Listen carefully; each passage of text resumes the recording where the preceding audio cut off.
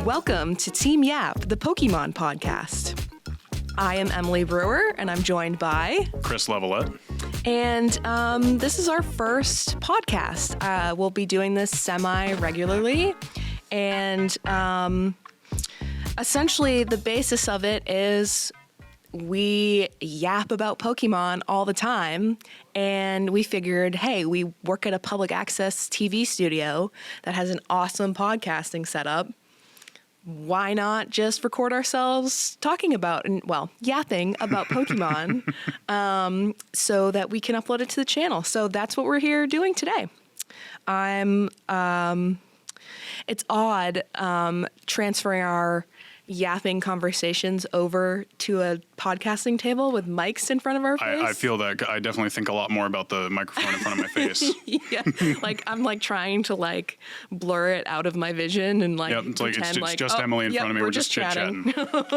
So, but we you can't see us, but we're quite festive today. I've got my Pikachu shirt on, and I brought over a little Lego Magikarp to try and match the energy. It is the energy. The energy has been matched. That's for sure. I should have grabbed some of my figurines, but stay tuned. You'd be too powerful. I know, too powerful. But stay tuned for a special episode of a video episode coming down the line where we line the studio desk up with all of our Pokemon figurines. Show them all off, and maybe some extra little goodies be on the table that day. Stay tuned because that's going to be an exciting episode. But we'll get right into it. So, like I mentioned, we're always yapping about Pokemon at work. So now we have transferred that into an actual podcast, which I'm excited about. Are you excited about it? I'm very excited about it. I'm always down for chit-chatting about the nerdy stuffs. So Pokemon, very glad to have a nice outlet for that. Yes. It's just I can be full volume and we have the room go. To ourselves right now, Exactly. Which is pretty exciting. Although the people out back can totally hear us because 100%, because control room. Exactly. But that's okay. They can hear how nerdy we are. And the best thing about that is that we work in a very accepting office that doesn't mind that we're total nerds and nerd out all the time over Pokemon, and to the point where practically half of the full-time staff play Pokemon Go. Yep, just about. Coming into this place and meeting another Pokemon superfan, and then that energy kind of radiating out to the rest, you're all in this with us now. Oh yeah, we've definitely a lot of people were casually playing Pokemon, and the vibe has definitely grown a little bit more intense. We'll have some of our coworkers come up to us and be like, "There's a raid. Can we get enough people to do it?" And we do have enough people to do the 5-star raids pretty easily, which is which is pretty epic. I'm trying really hard right now not to swear. I'm thinking if I do swear, I can just bleep it out. True. Well, hey, character. Long as we can keep it clean, let's try. Okay, all right. I'll have to try really hard. It's pretty nice being able to just be open about how much we like Pokemon. And I mean, the thing about Pokemon is it's a pretty universal thing, I feel like. Most people know what Pokemon are. I don't know what the right word is to use there, but if you're like my mom, you'll just say Pikachu to reference every single Pokemon. At the very least, most people have the base familiarity of Pokemon, Pikachu. Yep, exactly. And so, it is nice being able to litter my desk with expensive Pokemon figurines and stick Pokemon cards up on the wall. Not a lot of other places where I think you can do that openly and not be judged for it. Oh, absolutely not. If you were working the average corporate 9-to-5, I'm sure, you're not going to see anything on that cubicle. Oh, it's other than family photos. Exactly. I've got a photo of I don't know. But especially for me growing up, going through school being a huge Pokemon fan. Like, kids are ruthless. Oh yeah. Especially like in high school, kids are ruthless. That's why I had a brief period of time where I was completely off of Pokemon because I was like pressured off of Pokemon. That's so messed up, man. Like I remember being young, and there was the whole like banning of Pokemon cards at school because people gambling and which I mean, definitely things with Pokemon cards and the fun, cool stuff you could trade at school that would get out of hand sometimes. Oh yeah. And so it's like understandable when somebody would cut in, but yeah, full banning of them. And it's just hilarious looking back on it now because it's like they banned it before I could really get into the whole like trading with people thing. And thinking about all of the old Pokemon cards that I used to have and that I got rid of, I bet you're kicking yourself now. Breaks my heart. It literally, like the amount of money that I've been spending on Pokemon cards lately, it's like, man, I probably had a crap ton of Pokemon cards back then that would have been worth a bunch of money now because like whatever, they don't for sure. printed and anymore. I mean, like, how many people do you think are out there that used to have that Charizard? And then, dog ate it, lost it in flood damage, or just it sat around in my childhood home and got decrepit. It's sad, really. Like, I mean, I gave away kind of like you. I wasn't. It was like like a societal kind of pressure. Like you're at a certain age where it's like, should you really be that into Pokemon anymore? Yeah, I'm getting older, so like, why am I playing Pokemon on my DS like on the bus to school? Right. Like, well, because I enjoy fun it. of you for it, and it's like it's honestly like it's really messed up and sad because there's nothing wrong with it, and especially now as an adult and just like being able to fully like re-immerse myself into Pokemon, it's been so like special and fun and makes me really happy that it's really sad to think back on like teenage me. I can't remember exactly and you'll be able to help me with this because you've played most of the mainline games.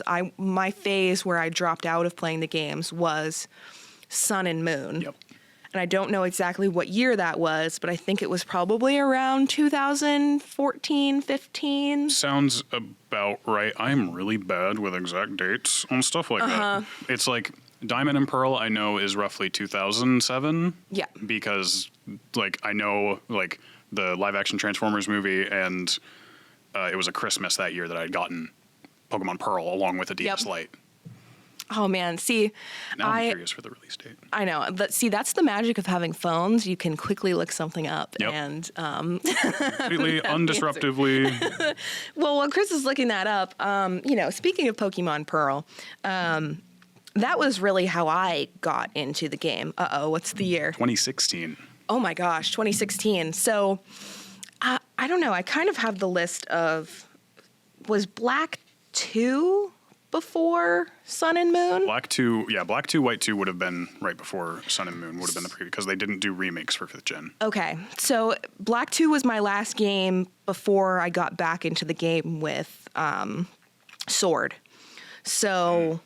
So I skipped Sun and Moon, skipped Ultra Sun, Ultra Moon, which is why the other day when we were talking about when Pokemon Go had that Drampa event, I was like, what is that? I have never even seen that in my life.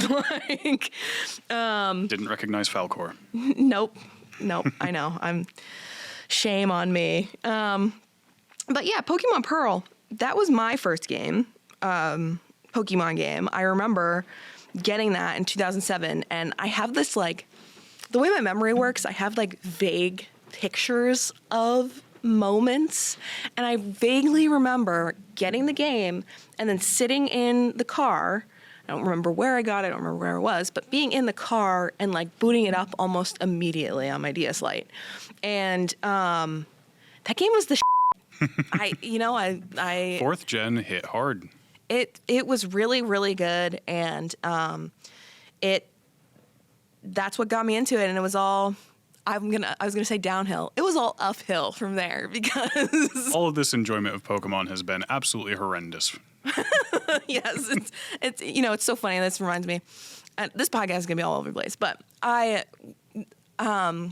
live practically in the parking lot of a local anime game shop that Chris and I both like to frequent, and I'll go in there, and that's where I get my figurines. They're all from blind boxes, and I'll have like a whole handful of them every single time, and I'll get cards and stuff too. So, but everything in my hands is Pokemon related. Every single time I bring it up to the counter, whoever's working says, "Wow, you must really hate Pokemon," or something like that. Because they always got to. Yeah. Oh, yeah. And I have to like awkwardly be like, "Oh, yeah, I really do," like, because I never know how to react in a situation like that. Not a fan. This is just all for my nephew. Yeah. No, seriously. And like, could you imagine if I said that? Then it would be like really awkward. Like, no, yes, I actually do hate Pokemon. Like just straight face. I'm not here of my own free will. Somebody's forcing me to be here and buy all this stuff, and it's not myself. Anyways, Chris, Pokemon Pearl, I was going to say Platinum, but that was the next game, was how I really got into it. What was your first game that you really got into? So my first ever Pokemon game was Pokemon Red. I didn't grow up, like I wasn't born by the time it had come out, I don't believe. Mm-hmm. But my oldest brother, actually Michael, was huge into, just video gaming in general, and he had an old Pokemon Red game. So I had that hand me down to me, and I had a blast with it. Like I absolutely glitched it out, like got the missing no and everything. Oh my God, that's awesome. I had a Blastoise forever at just like level 99. Mm-hmm. I don't know why I never tried to get it to 100, just didn't. Now, was Pokemon Red on Game Boy, but like the older Game Boy? It was first for Game Boy Color. Okay, yeah. All right. So like the bigger. Or was it for? It might have. Because I know Fire Red and Leaf Green was Game Boy. Game Boy Advanced. Yeah. No. Yes, Pokemon Red was Game Boy. Like, because wasn't it? There was the regular Game Boy, but the Game Boy Color was the same thing, but it had color. Yes, and those were like those weren't the the flippy ones. Those were the bricks. Yes. I never had one of those. Game Boy Advance was the one that I had. I had a Game Boy Advanced SP. That was the flippy one. Oh, that's the one I had too. The Advanced was the little like. Oh, the sideways one. Yeah. Okay.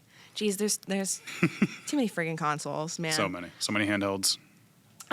So I'm very jealous that you got to play Red. I have never played Red, or what's the other one? Blue? I might still have the cartridge. Oh my God, that's so cool. The other one's blue and then yellow. But the problem with that is that now you have to buy like an old Game Boy or something like that to play. Yep.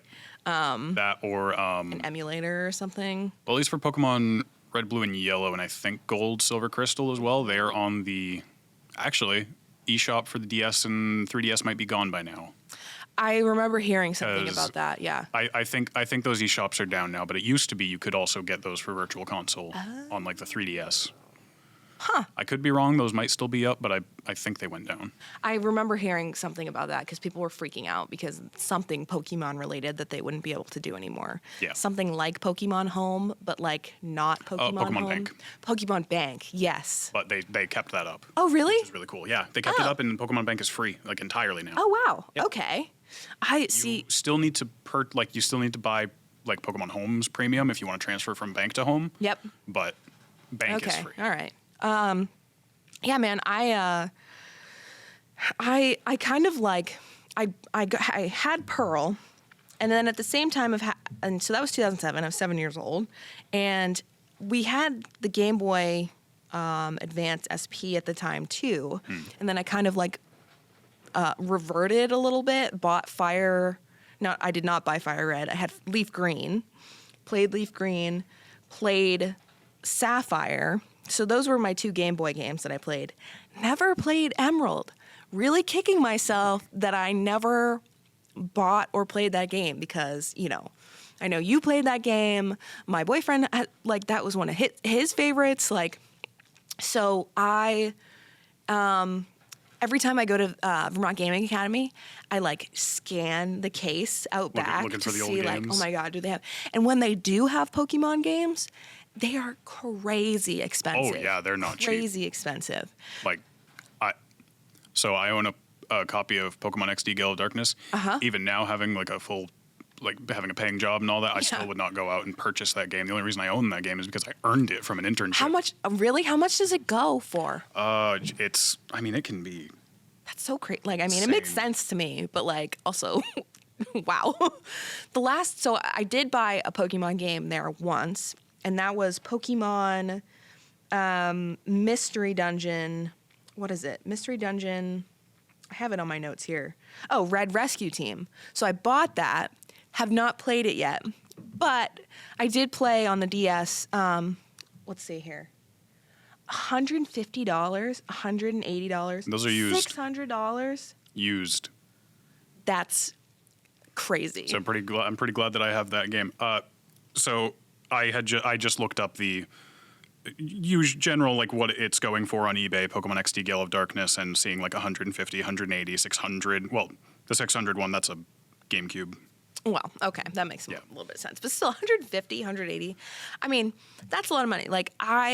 So what is that game? I've never actually heard of that game. It is the sequel game to Pokemon Colosseum. Oh, okay. I feel like so, I'm a TikTok fiend. I'm on TikTok all the time. And TikTok has finally figured out that I like Pokemon. And pretty much all of the lives that it shows me are people opening Pokemon cards. Of course. Or playing some Pokemon game like shiny hunting. But there's a Pokemon game that I've seen people play on lives that I don't recognize, and I do think that it's Colosseum. What's it look like, or like the character design? It's old, very old, and like it's not like a normal Pokemon game, I suppose. But I could be wrong. Like I'll have to look up later and be like, oh, what is this? Because now I'm intrigued. Yeah, now I'm curious. But yeah, no. So I love the variety of. I mean, the mainline games, you can't beat those. No. The classic, like you're going around battling gym leaders, trying to beat the Elite Four, like catching them all. Yeah. That is like the classic.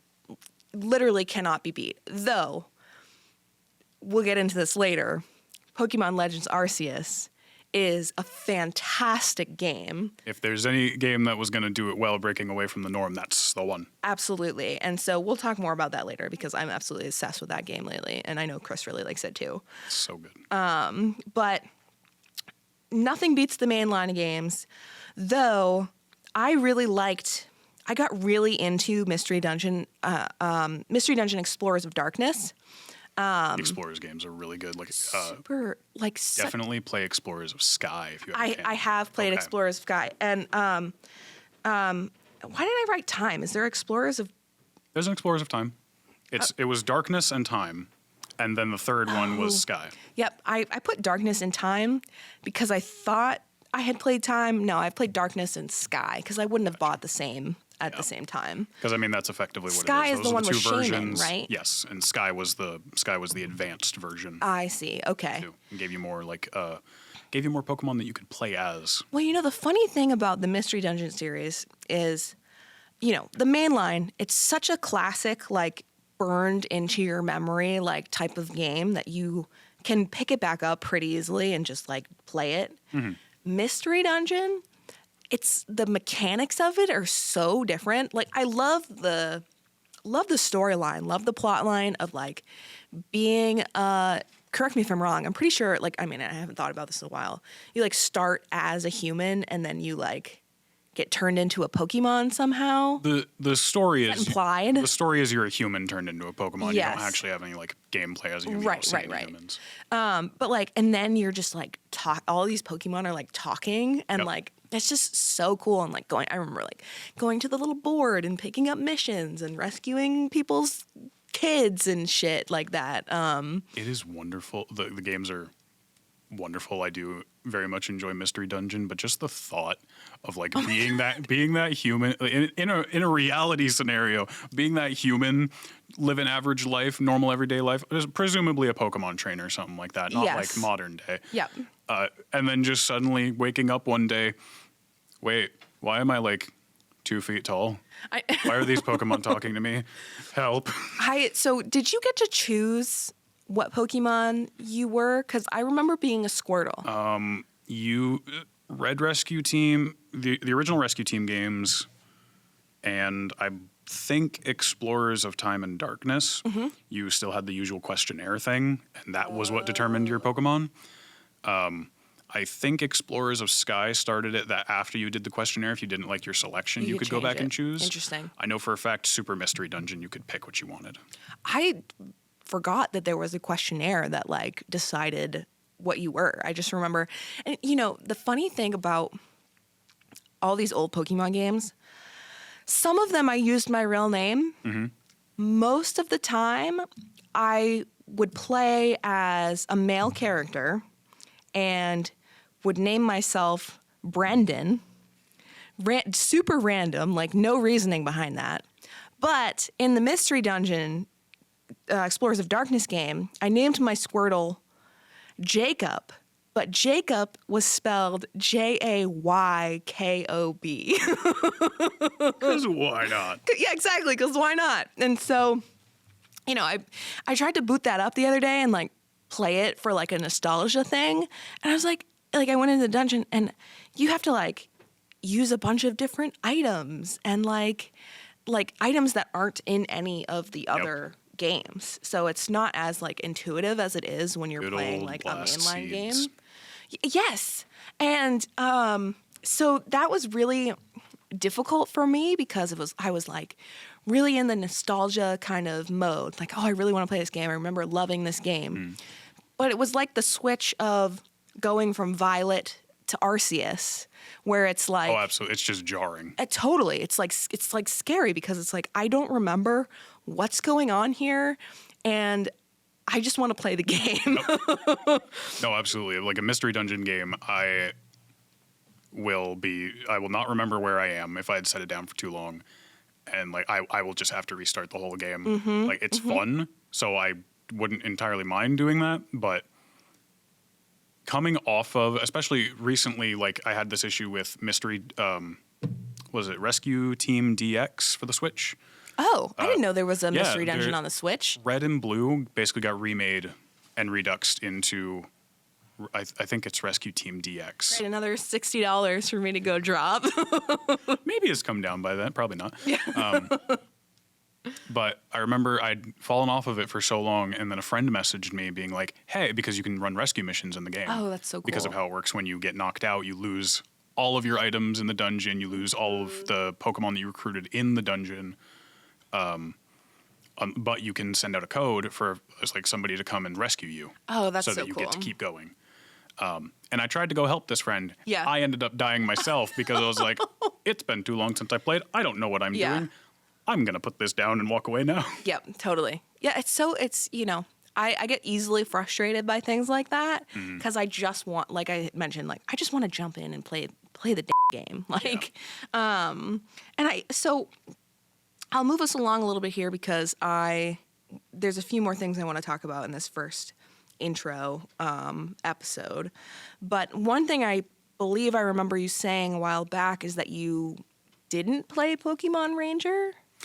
No, I have never played a single Pokemon Ranger game.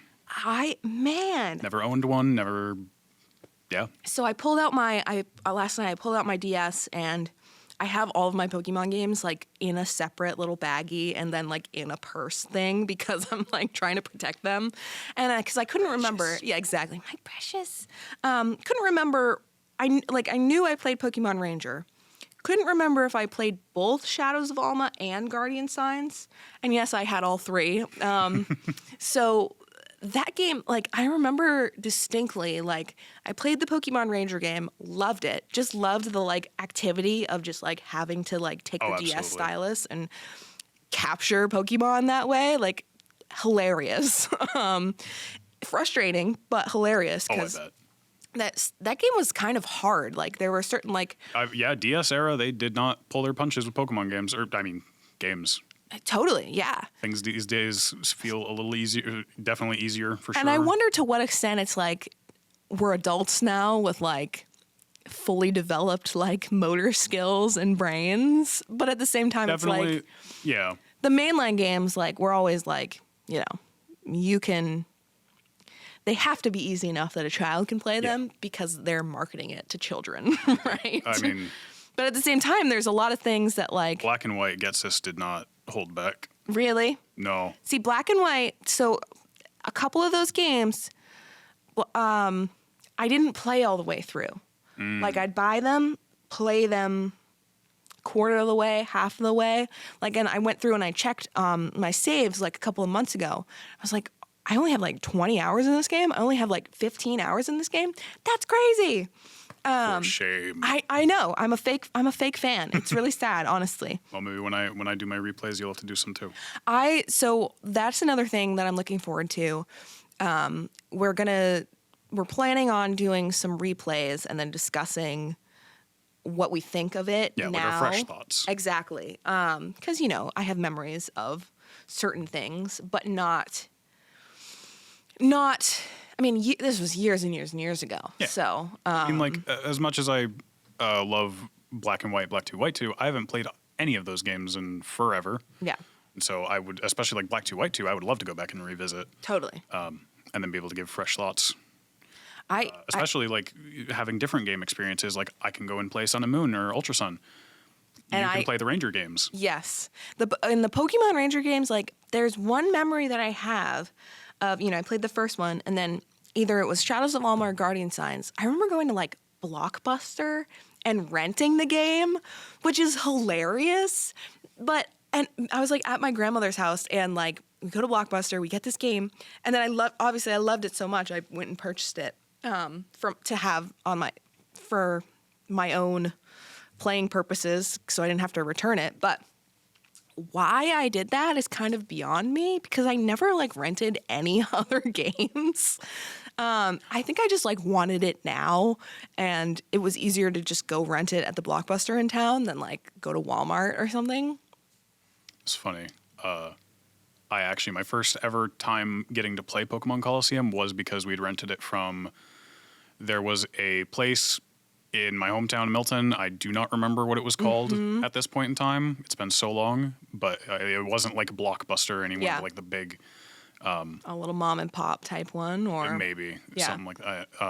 But I would get Pokemon Coliseum from there, and I think like... maybe like 5 different times went back to rent it again. Just keep going. That's awesome. It was even worse when like I got a Wii and the Smash Brothers Brawl. Yep. That one I ended up renting that completely unrelated here, but rented that a few times to the point where I unlocked all of the characters before I ever even purchased the game. That's hilarious. I see. Did you ever do? I never did, but the whole like GameFly service. No. I remember seeing those commercials and just being like so jealous of the people that were using that service because I was like, I want to do that. That's so cool. I want to get random cool games in my mail. Yeah, exactly. Like it's like when Netflix sent you DVDs in the mail. Oh. Now we're getting really off topic, but it's like, that was so fun just being like, oh my God, you can pick what you want and they'll send it to you. Team Yap, the Time Warp podcast. The Back in Time edition here. I miss being a kid sometimes, man. I always say when I'm feeling nostalgic about Pokemon and all that, it's so fun thinking back on like the good times of the build up to releases.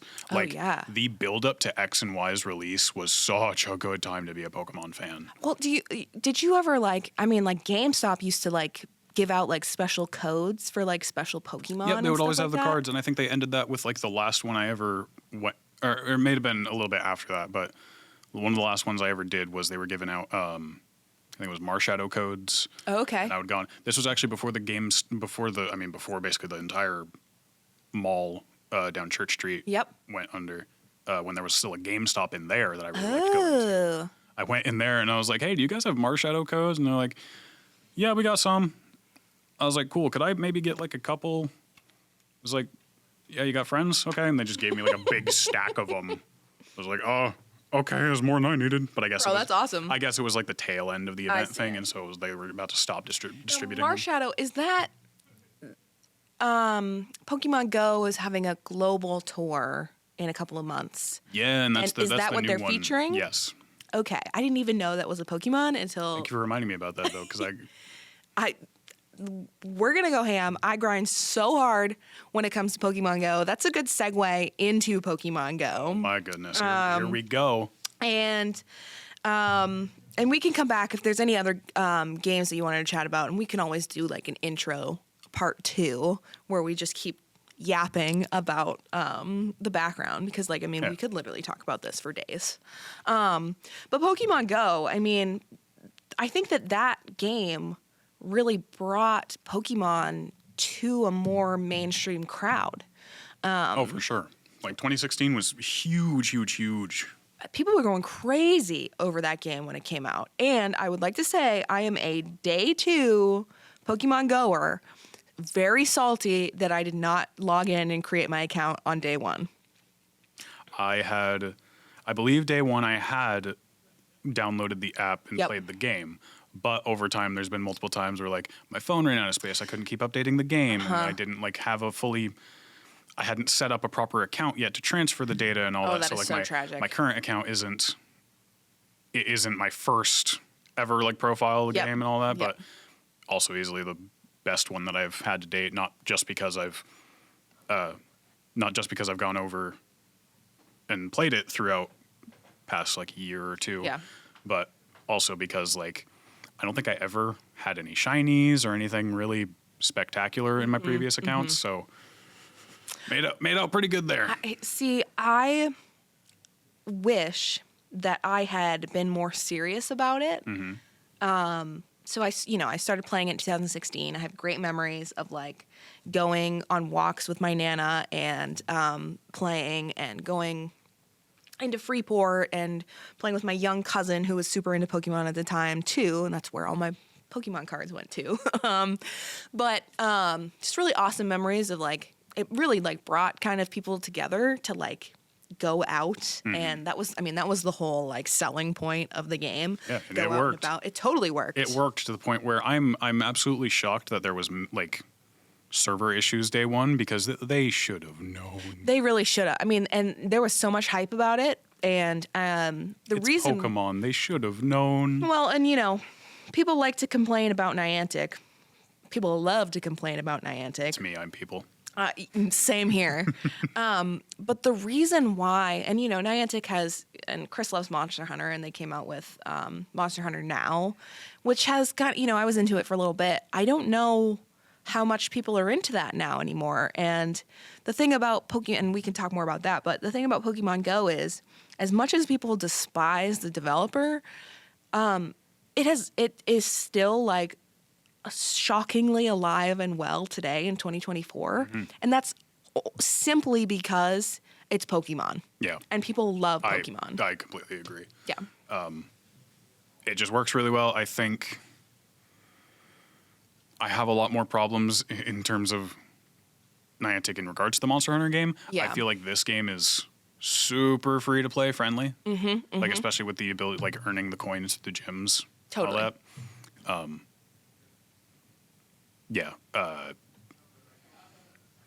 Lost my train of thought on that. Well, the Monster Hunter game, like, the thing that I didn't really like, I had played the Monster Hunter games on PC. The thing I didn't like about, and I enjoyed the fact that it was kind of the same gameplay mechanics where you're killing monsters, harvesting their bones and skin, and making armor out of it, so that you can go and kill stronger monsters. Like, the base gameplay, I loved that was still incorporated into the mobile game. But unlike Pokemon Go, where Pokemon will spawn on you kind of no matter where you are, you had to walk to the monsters. The monsters acted more like, almost like Pokestops, except they randomly spawned in. Yes, and, like, that was hard for me, and that's partially why I stopped playing, because I just wanted to play wherever, whenever. I didn't want to have to walk into somebody's backyard or to somebody's parking lot to, like, find a monster, And so the funny thing about that is and I will talk a little bit more about this. I don't know how much money I spent on Monster Hunter. I purchased some package and then immediately stopped playing. Like there's still like, I don't know what the currency system is in that game. I can't remember, but I don't even know at this point. Yeah, I still have that in there. Yeah. Whereas Pokemon Go, it is super free to play friendly. If you're not a total freak like I am and obsessed with the game and like I did not do the math and I will not do the math. I refuse to do the math. That's fair. Because there's honest to God, I've probably spent like 1,000 or more. Like I think 1,000 is on the low end of like money that I've spent on the game, just like purchasing Pokecoins, because there's so much that you can like. My Pokemon storage is maxed out. My item storage is embarrassingly high. Like you do not need that much storage for your items. Like you don't need 500 revives. You don't need like 500 potions. Like, but they stock up. Stuff adds up quickly. It totally adds up, and it's like all you have to do is like spin some stuff and open some gifts, and then you have what you need. Whereas like, it's just easier for me to like buy more storage and not have to think about what to get rid of and stuff like that. And partially the fact that they have a cap on the Pokemon, they have a cap on both, but the cap on Pokemon storage is what makes me go through phases of playing and not playing, because if I reach the cap and I don't feel like really going through and trying to get rid of things, I have a hard time. Like I have many 3 stars of things, and I can't. It's like, what if I need it, or like What if I want the one that has slightly higher defense than the one with slightly higher HP? And why I would ever need that? I don't need that. But it's hard for me, and so if I don't feel like going through that, I'll just stop playing the game, which sucks because I've missed events because of that, and that's another thing. Like, so I started playing in 2016. Very casually, right? Yep. So luckily, I still have some 2016 mons that I didn't transfer away. Very, very happy about that. Stopped playing for a few years. Picked it up again in 2018 when I started going to college at Champlain. That's when I got my first shiny, a Chikorita, and my other shiny that I got right around the same time was a shiny Wish Hat Pikachu. And then I wish I had kept playing because, Burlington is a great hub for Pokemon Go. Absolutely. I mean, just for this past Kyogre raid day, me and a couple of people from work went down just up and down Church Street, did a few raids, and there was plenty of people walking around doing their own thing. Like, we jumped into a group of 10 people in one raid, 17 in the next one. Like, oh, yeah. Just walking down routes. And there's a million Pokestops, but just the community of people that play Pokemon Go in Burlington is very strong for a small city. Burlington's a small city when you compare it to no, you're much else. more connected to that side of things than I am. Like, you're like in the Discord. Sure. And I got your hands right on the pulse of it. I lurk in the Discord, right? I do not message people.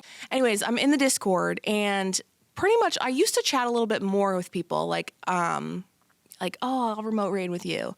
But now all I do is put, when I get a really good Pokemon, like I got a shiny Broken Heart Spinda, and I got a shiny Nundo.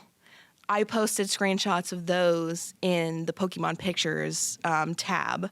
Because you gotta brag. You have to brag. And the funny thing about being a lurker that only brags is it's kind of ironic. Because it's like, who is this person that's just like occasionally posting pictures of the things that they get? Anyways, So I stopped playing in 2018, but then picked it back up in 2022.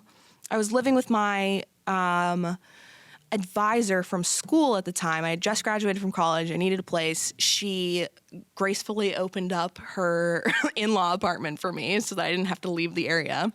And lo and behold, her son was obsessed with the game. I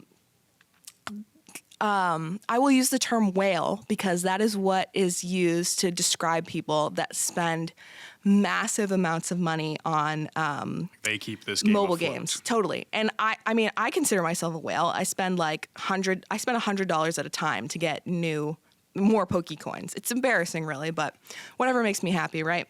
And so this guy had he was telling me he'd spent like thousands of dollars on the game, right? And if I were to go on and check, like, I have, to put it in perspective, I have caught 53,000 Pokemon total-ish. This guy has caught over 600,000 Pokemon. My lord. I don't even know how that's possible. Like, he would play constantly. And so Save some for the rest of us. no, seriously. So he reintroduced me to it, and that was in 2022, and I haven't stopped playing since, other than really short stints, like I mentioned, when I get when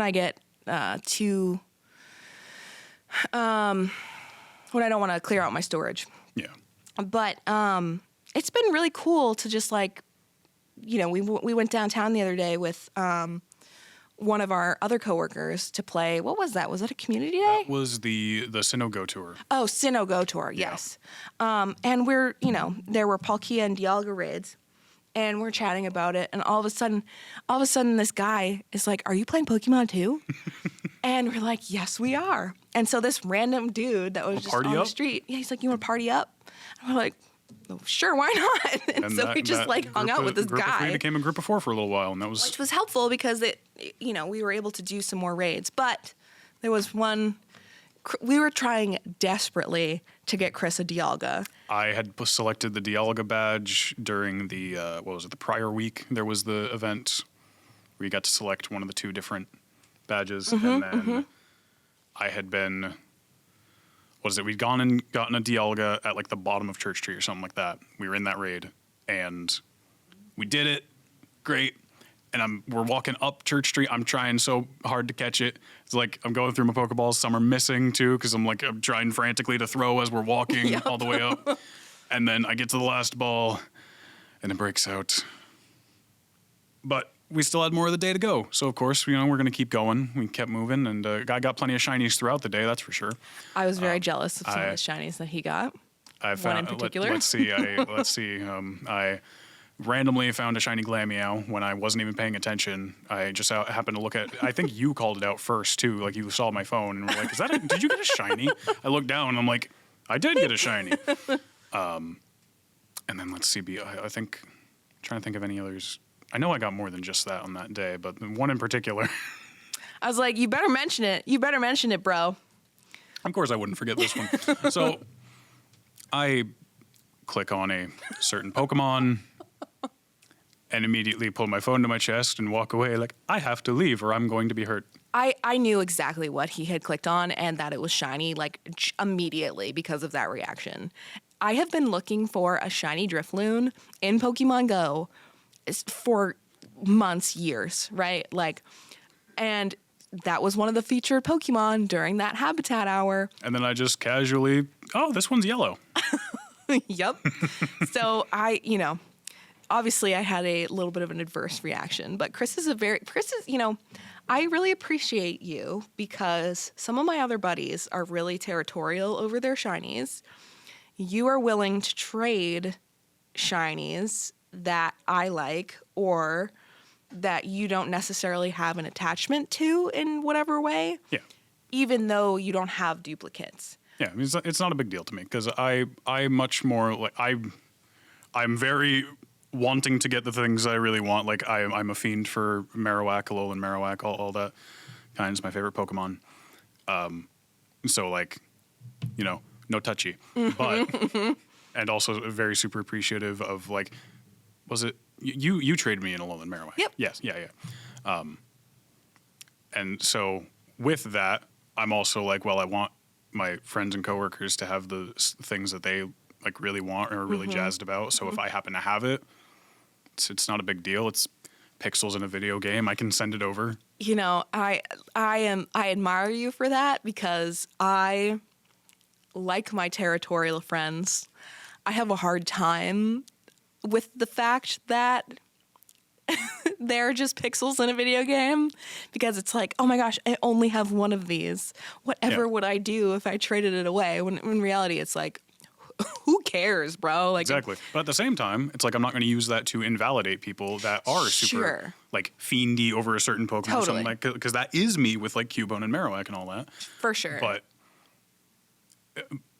but then, you know, the whole like, you know, it's just pixels in a video game, whatever. Yeah. I'm not going to throw that at somebody and be like, you know, why are you so excited over this? Like, it's whatever makes somebody happy, right? What you love. Totally. That's what I really like about just Pokemon in general, is that there's such a wide variety, and there's really, like, I mean, there's really something for everyone. Like with the games, there's the main line, there's Ranger, there's Mystery Dungeon, there's Legends Arceus. A bunch of mobile games. There's totally the trading card game, right? the trading card game. So it's really a fascinating it's a fascinating franchise, and I'm thinking with, you know, what time we have now, Chris, you can decide too. Do we want to hold off and start discussing favorites and mishaps in the next episode, or take a couple extra minutes here and do it now? I think we can get into like a couple of the favorites, like the big things, like, you know, Sure. favorite Pokemon we've already kind of touched on, but like our favorite Pokemon, favorite starter, and favorite shiny, because I mean there's been plenty of shiny discussion, and then we can save like any Pokemon fails or further favorites and discussion on like our favorite characters or regions, generations of Pokemon. Okay. Because I mean there's so much to touch on. Let's do it then. So Chris, I mean you've kind of said it. What's your favorite Pokemon? It is Marowak. I love so how that started really was during the Sun and Moon era, when the games were still on the way, when we got those the Koro scans, the Japanese magazine that used to have a lot of Pokemon information and all that, but I think it was because of all the leaks and people like getting the images of the magazine over to the West, that it was like they kind of stopped doing that. But back during Sun and Moon, they were still huge into doing it, and so that's how we got the reveals for the starting of the Alolan forms. And I think Marowak was one of the first shown off. Exeggutor might have been. I know Exeggutor was one of the first. I don't remember if Marowak was in the first set of reveals or not. But it came like not long after. I remember distinctly, I was sitting in my study hall. I think it was study hall at Winooski when I was going to school there. And I just looked down at my phone and see a Twitter notification like, oh, the new reveal for... internal screaming. I was just so in love with first of all, the regional form concept as a whole, just the taking older Pokemon and actually giving them like a cool update, even though for some it probably didn't work out as well, Sandslash. Oh my gosh, yeah. I love the design, it's just a bad type. And so turning Marowak into a ghost fire type, fire dancer kind of thing, and then also being like, yeah, it's a fire type because it used to be a ground type, and so now grass types aren't a problem anymore. Water, you know, whatever. But and then also just the making it a ghost type. So I'm sure there must be beyond Fire Dancer, maybe some Hawaiian like myth, legend, or something that ties into what they did with Marowak. But making it a ghost type kind of also hurt, but fit with the lore some. Yeah. So I was like, all right, you got me. And I don't know, just that kind of stuck with me. And now Marowak is number one. That's awesome. I, you know, again, like the Alolan regionals, like that was Sun and Moon. And so that was the generation that I skipped. And so I didn't even realize that there were like regionals until I'm pretty sure like with starting to play Pokemon Go again. Because it's like, why is this Exeggutor 10 feet tall? Like, why is his head not even on the screen? Like, you know, but like the Alolan Marowak, I didn't realize was fire ghost type. That suits you very well. And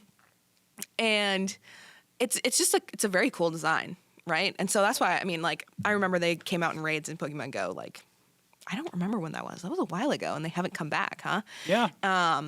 Funny thing, there was actually one, like, not too recently, like weeks, months ago, whatever. There was a raid, like, right by my house. And I was just out of range of it. And it was a 3-star raid, and I can't do those on my own anyway. Oh, well, I was happy to trade you one of mine. And when they come back into raids, we'll do more and hopefully get a shiny. Oh, yeah. What is your favorite starter or starters? I was just wondering if you wanted to go more into your favorite, to your favorite Pokemon, just simply because we running out of time. It's really we're out of time, but we can go a little bit longer. But my favorite, I've always struggled with like picking a favorite Pokemon for some reason, mostly because like I like most of them and I just like the concept as a whole. But when I read this particular Pokemon's Pokédex entry, I just love like the lore in the Pokédex entries. Even when they're disturbing? Even when they're disturbing, particularly when they're disturbing. And so my favorite Pokemon, and which you could probably guess by my reaction, I don't know if we actually said the name, but okay. Drifloon. My favorite Pokemon is Drifloon. And honestly, like, I kind of want to leave it a secret. If you want to look it up and see what Drifloon's Pokédex entries say, go ahead. Otherwise, I think have fun, read it in a dark room. Have fun, like alone at 3 a.m. Yes. I think it would be super fun in a future podcast to like find interesting, disturbing, funny Pokédex entries and talk about them. Love that. So we're gonna save me actually talking about Drifloon's Pokédex entry until that episode. But if you can't wait and you want to know why it's my favorite, knock yourself out and look it up. But so that's my favorite. He's a cute little balloon ghost with a little like cloud on his head and cute little heart hands and a cute little X mouth. Like what can't get any better than that. And he's purple. Purple's my favorite color. And so I'm like, I haven't put a lot of thought into like favorite shiny. I adore Drifloon's shiny. Like the yellow and blue is works really such, well. And you'd think it wouldn't, but it's such a good color combination with like the teal blue. Yeah, I wouldn't normally like that primary yellow with the blue, but it works for Drifloon. It works so well. Drifloon as well. So good.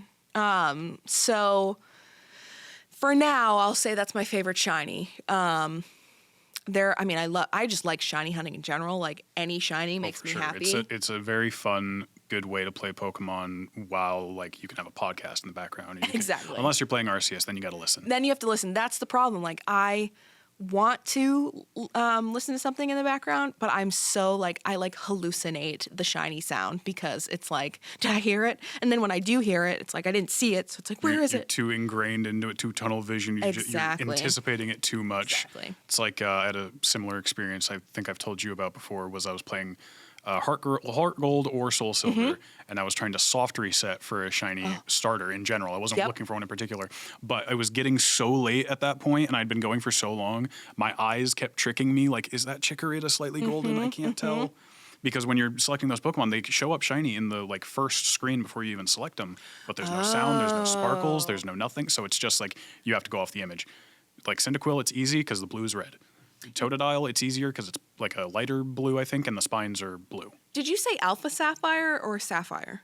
Heart Gold. Oh, Heart Gold. Heart Gold, Soul Silver. So neither. He said neither. But like when you start to get back into the old games, the sprites are obviously not clear. Like, and it is much harder to tell when something is shiny on the older games. Absolutely.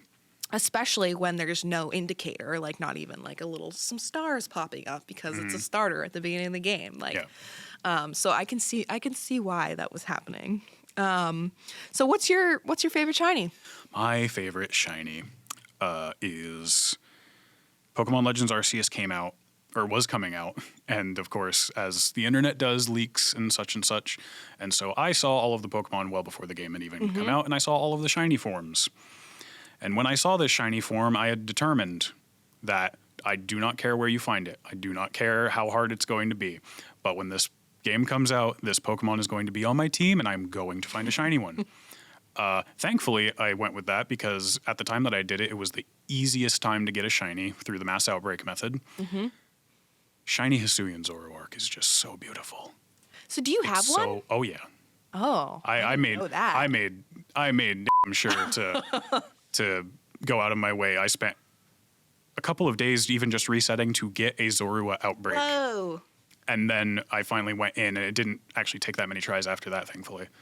And so I had a shiny Hisuian Zoroark on my team for the rest of the game after that. And I think I named it Kitsune. Or That's epic. QB. QB was a name. Oh. So did you get it as a Zoroark, or was it Zorua that you evolved? Okay. It was a Zorua that I evolved, which shiny Hisuian Zorua is also very nice. That's an epic shiny, too. The blue, it's like a teal blue, just like the blue on Drifloon. Exactly, like, with the white and the gray and the yellow eyes. It's so nice. So good. But just, I'm absolutely in love with that Zoroark. That is my favorite. That will forever be like my favorite shiny in the game. I love Alolan Marowak so much. The purple on it's nice, but just favorite shiny Hisuian Zoroark. Very nice. We could talk forever about shiny Pokemon. I think is one of the coolest aspects of the game. Absolutely. And it keeps the game alive after you're done. Absolutely, especially and I honestly we can have a whole episode about Legends Arceus because I'm so obsessed with it, and we probably will. But the ease at which you can complete the game, well, you can kind of complete the game pretty easily. Complete it to the sense that you get the shiny charm. And then having the shiny charm, having the noise indicator. Some people say like, oh, it's like, it makes it too easy and this and that. And it's like, no, that makes it fun. Compared to Scarlet and Violet, where I got a shiny Charcadet, however you say that Pokemon's name. The only difference is like the eyes, maybe? Yeah, it's like the eyes, and I think for Charcadet, has the biggest difference. It's like the top knot flame changes color, I think. I could be wrong. And I remember just like being like in a pool of water or something, looking out, being like, I wonder if that's shiny. Going over, and encountering it, and it was shiny. And it was just like, what? So let's wrap it up by saying favorite starters. Okay. And then we'll see you in the next episode. So, yeah. Chris, favorite, and I couldn't pick. I have two. Oh, really? Okay. Well, for me, pretty easily. I mean, X and Y, like I had already said, was a great time to be a Pokemon fan as those games were coming out. And I was honestly lukewarm about this Pokemon until the game came out. I played the game and had this as my starter, but I've just been in love with it ever since. And the shiny is so good. Greninja. I should have known. I love it. I mean, I had this whole thing where I would traditionally always, playing a brand new game for the first time, pick the water starter. I broke that with Legends Arceus and then again with Scarlet and Violet, but go into that another time. Yep. But I'm glad I didn't break it with X and Y because that ended up showing me my favorite ever starter. I mean, just the frog ninja with the tongue scarf. I didn't think I was going to like it when it first came out. I first ever saw like a still image of it and I was like, I kind of hope that's fake. No, he's so cool. I'm a sucker for frogs. They're so cute. There's another, I don't know. Is that Sun and Moon that you said? It's X and Y. Oh, X and Y. So I did pick, what are the other starters in X and Y? Froakie. That would be Chespin and Fennekin. Yep. So I picked Froakie. So I also had Greninja. But so I couldn't pick. And so my favorite like base starters are Chimchar and Bulbasaur. Chimchar because that was my first ever starter in Pokemon Pearl. And I love Infernape, just a fire monkey. And then I'd say, so I like Bulbasaur because it evolves into Venusaur, and Venusaur is like just this epic frog dinosaur flower monster. Yeah. Like you can't get much better than that, even though it's like kind of basic compared to some of the other starters that there have been. I desperately want a shiny Venusaur, and Chris very generously traded me a shiny Bulbasaur. But because I have a hard time with those pixels on the friggin' screen, I can't evolve it until I have 2 more shiny Bulbasaurs, so that I can have a shiny Bulbasaur, shiny Ivysaur, and a Venusaur. Exactly. So until then, I have a lucky shiny Bulbasaur. That will be the one that I evolve, though, because it's lucky. But, you know, can't go wrong with the flower dinosaur frog guy. Absolutely not. That's the OG pick for me. Yeah. That was my... Was it my... No, it was not my first ever pick from, like, Generation 1, but it is, like, to this day, my favorite pick. From Now, is that the Pokemon that's on leaf greens? Yeah. That is also that would why explain, I like it, yeah. because I had leaf green. So, yeah, I mean, we covered a lot in this podcast. We could keep yapping all day. Not even everything that we wanted to cover. Nope, we certainly did not. And I know that I yapped a little bit more than I would have liked. But that's the whole point of this podcast. And so stay tuned. We've got a lot of cool things coming up. We'll continue our discussion on favorites. And I totally skipped over favorite movies. So I'll need to look back actually. So that's good. One of the things we're going to do is rewatch some of our favorite movies and just discuss them now with fresh memories and brains, adult brains. And we're going to go more into depth about shinies, shiny hunting, and we will also, I don't know where the rest of my topics didn't print, but we're going to have a cool figurine episode, a special like video program, and we're going to talk more about some of the like hot topics in Pokemon news. I think we'll have to do some research on that because I don't stay too up to date, but yeah, exactly. So, you know, got some exciting things coming up. So stay tuned, and I hope you enjoyed our intro episode of Team Yap, the Pokemon Podcast. Thanks for listening, y'all.